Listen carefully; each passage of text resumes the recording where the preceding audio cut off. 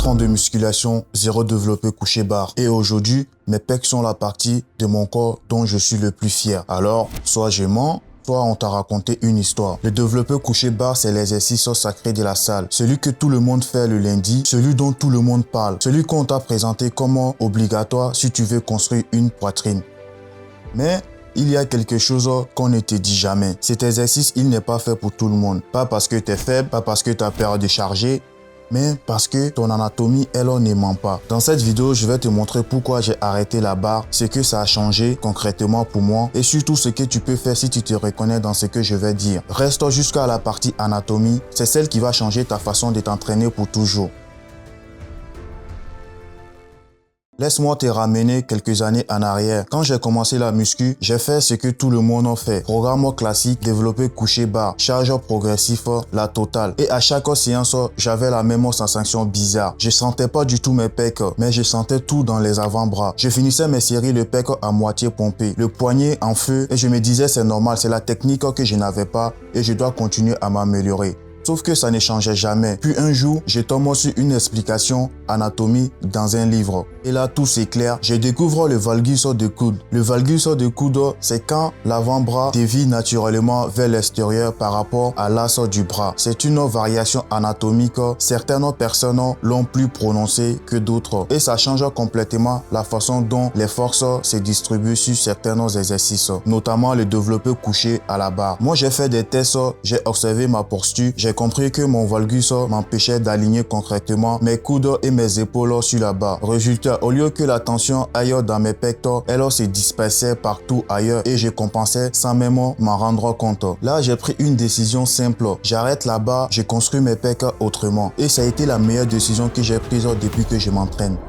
Maintenant, parlons de quelque chose qu'on n'explique presque jamais à la salle. Pourquoi les haltères activent mieux les pecs que la barre et ce que les études disent vraiment là-dessus. En 3 points simples, retenons-les. L'amplitude de mouvement, la connexion neuromusculaire, l'anatomie individuelle.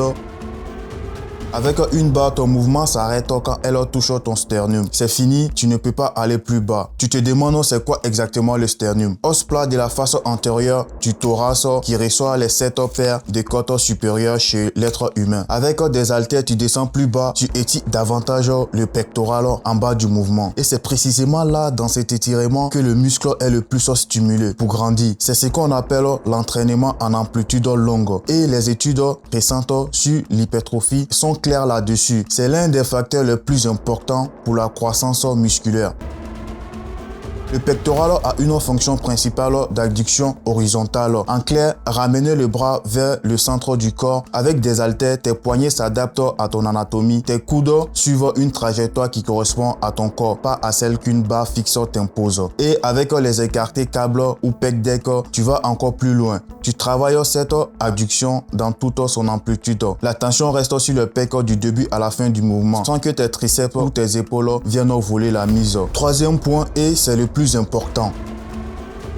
Il n'existe pas deux corps identiques. L'insertion de tes pectoraux, l'angle de tes épaules, la longueur de tes bras, ton valgus, tout ça influence directement quel exercice va le mieux cibler tes pecs. La barre, ça reste un outil, ce n'est pas une obligation. Si la barre ne correspond pas à ton anatomie, le forcer ne te rapproche pas de ton objectif, il te rapproche plus d'une blessure.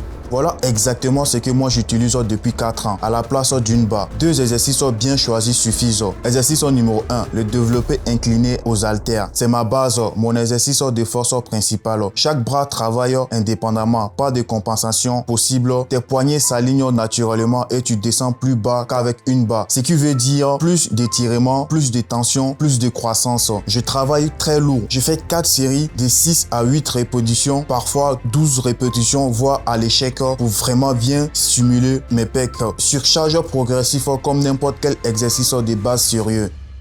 Exercice numéro 2, les écartés câbles ou pec deck. C'est ici que je fais vraiment la connexion avec le muscle. Le câble maintient une tension constante sur le pectoral tout au long du mouvement, contrairement aux haltères où la tension chute en haut. Le câble garde ton pec sous tension du début à la fin. Je l'utilise en finition. 4 à 5 séries de 12 à 15 répétitions. Focus sur la sensation, pas sur la charge. En résumé, développer haltère pour construire, écarter câble pour isoler les pecs et finir le travail. 2 exercices bien exécutés avec progression, c'est tout ce dont tu as besoin. Maintenant, je te pose une question directe. Si tu fais du développé couché bas depuis des mois et que tu ne sens pas vraiment tes pecs travailler, si tu sens surtout tes épaules, tes triceps ou pire tes avant-bras comme moi, arrête de te dire que c'est la technique que tu n'as pas. Peut-être que c'est ton anatomie qui te parle. Écoute-la pour éviter la blessure. Voilà mon défi pour les 4 prochaines semaines. Remplace ton développé couché bas par du développé incliné aux haltères. Ajoute des écartés câbles en finition et concentre-toi sur une seule chose, sentir tes pecs à chaque répétition, pas la charge, pas les regards des autres en salle. La sensation, la bonne exécution, c'est ce qui compte. Reviens me dire en commentaire ce que ça a changé et si cette vidéo t'a fait réfléchir, si tu t'es reconnu dans tout ce que j'ai pu décrire, partage-la à quelqu'un qui force encore sur la barre sans comprendre pourquoi. Parce qu'on ne devrait pas forcer son corps dans un moule qui n'est pas le sien. Abonne-toi si tu as aimé cette vidéo et n'oublie pas d'activer la cloche, ça donne de la force, ça permet à l'algorithme de YouTube de montrer la vidéo à d'autres personnes. J'essaie de sortir au moins une vidéo chaque semaine en parlant de la musculation autour du développement personnel. C'était Orion et souviens-toi, forge ton corps, libère ton mental. À bientôt. Ciao.